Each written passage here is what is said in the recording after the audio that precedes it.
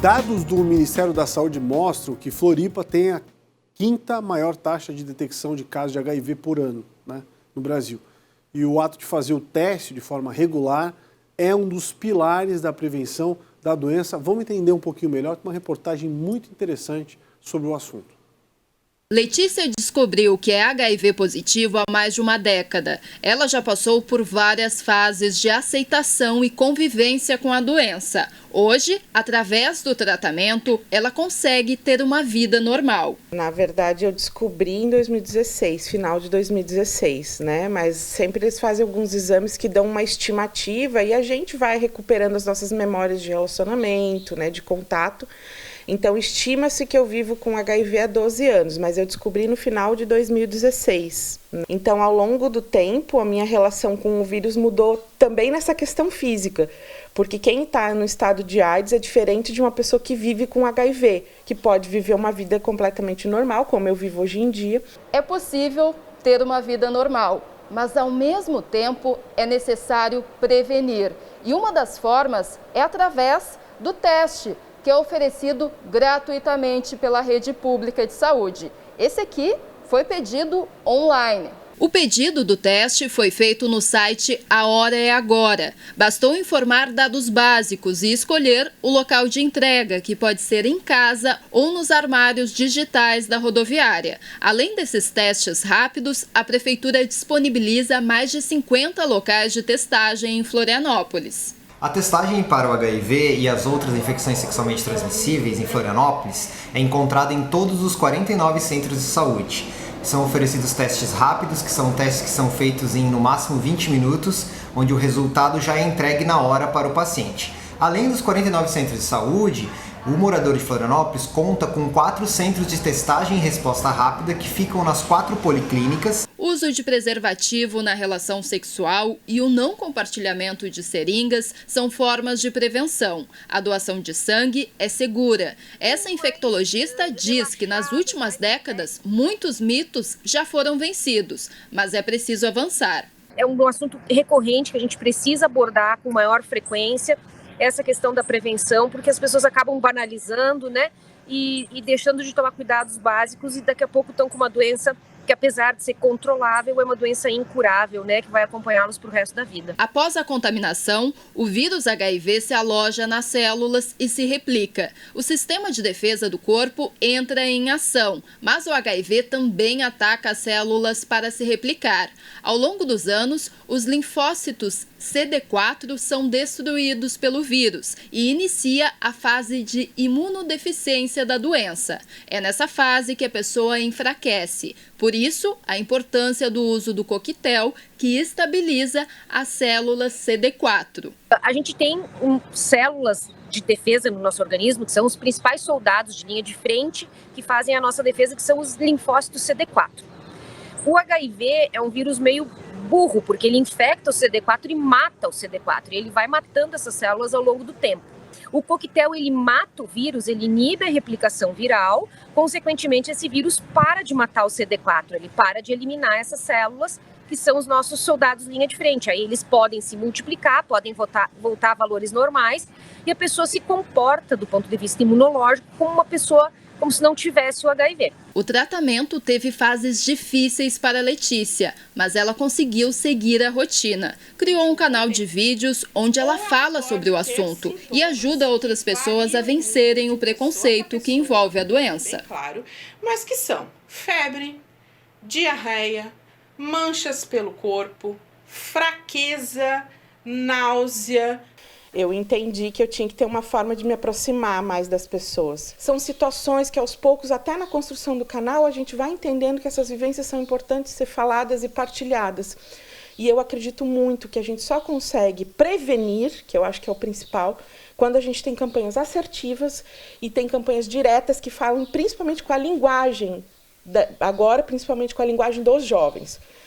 Vamos aprofundar ainda mais esse assunto importante, prevenção, né, do HIV, conversar ao vivo com o Dr. Bernardo Porto Maia, um dos médicos coordenadores da pesquisa Mosaico, globalmente conhecido, o único estudo do mundo que está na fase 3, busca justamente, né, a vacina, a experimentação através de gente que é voluntária nesse estudo e quer encontrar um ponto comum rumo a essa prevenção mais efetiva. Doutor, obrigado por estar com a gente. Fala um pouco mais desse estudo, como é que vocês avançaram nos últimos tempos e daqui para diante, o que vocês estão enxergando diante das pesquisas já realizadas? Eu que agradeço a oportunidade. É sempre bom a gente estar com esse alcance falando sobre um assunto tão importante como estratégia de prevenção a essa infecção que já protagoniza aí uma pandemia de 40 anos, né? A gente que vive hoje uma pandemia de Covid-19 de 2 anos, com um número de óbitos alarmante ainda, mas a gente não pode esquecer que há outros vírus protagonizando outras epidemias e pandemias, e o HIV é um com o qual a gente já convive há 40 anos sem, até o momento, uma vacina, sem um imunizante. E o estudo Mosaico, ele nasce justamente dessa necessidade, uma estratégia nova de produção de um potencial imunizante, de uma potencial vacina que possa frear, impedir a transmissão sexual desse vírus, principalmente o HIV tipo 1. Esse estudo é um estudo multicêntrico, ou seja, ele acontece em vários centros de pesquisa em todo o mundo, mais especificamente em 8 países, esses países dispostos entre as Américas e o continente europeu. O Brasil é apenas um dos países participantes desse estudo, que é internacional e multicêntrico, como já falei, e aqui no Brasil a gente tem 8 centros de pesquisa ativos participando dessa condução desse estudo, onde a gente busca testar, então, a eficácia desse imunizante, que é um imunizante desenvolvido em parceria pela Janssen, né, que é o braço farmacêutico da Johnson & Johnson, e a rede de pesquisa em vacinas para o HIV, o HVTN. O estudo mostra com muita clareza a complexidade que é o processo, né? Imagine, pelo menos 4 décadas de muita intensidade, na fase 3 ainda, para que se elabore e chegue a um consenso, a um ponto em comum, que vai efetivamente ajudar a comunidade global. Quem quiser participar é possível, eu sei que vocês têm uma página, faz inscrição por lá, não faz, tem que ter mais de 18 anos, tem algumas regrinhas, né? Sim, tem algumas regras. A gente agora no Brasil já finalizou a fase de recrutamento, a gente já atingiu o número de participantes desejado para o país e para todos os centros ativos aqui no Brasil, o que deixa a gente muito feliz, mas essa é só a primeira etapa.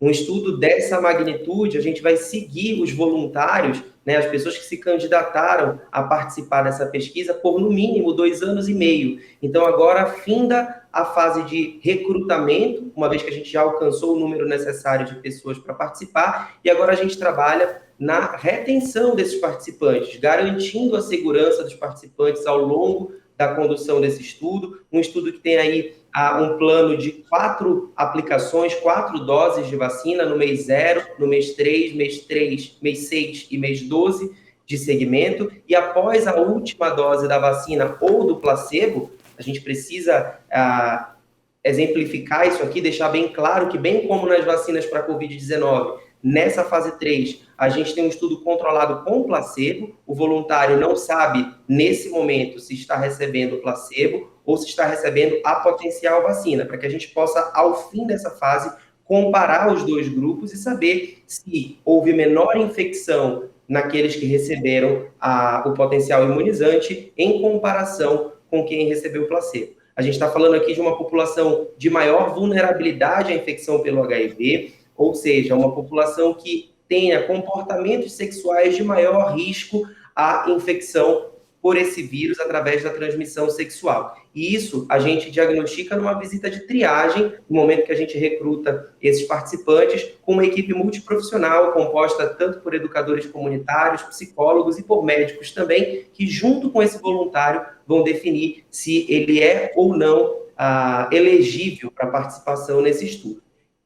A gente está muito feliz de ter conseguido esse número aqui em São Paulo e nos demais estados participantes no Brasil, e agora a gente caminha para essa fase mais longa de retenção dos participantes e efetivamente das visitas de vacina, de coletas de exame, para que a gente consiga avaliar se conseguimos, através da vacina, a produção de anticorpos e células de defesa em níveis adequados e com uma boa resposta para evitar essa infecção.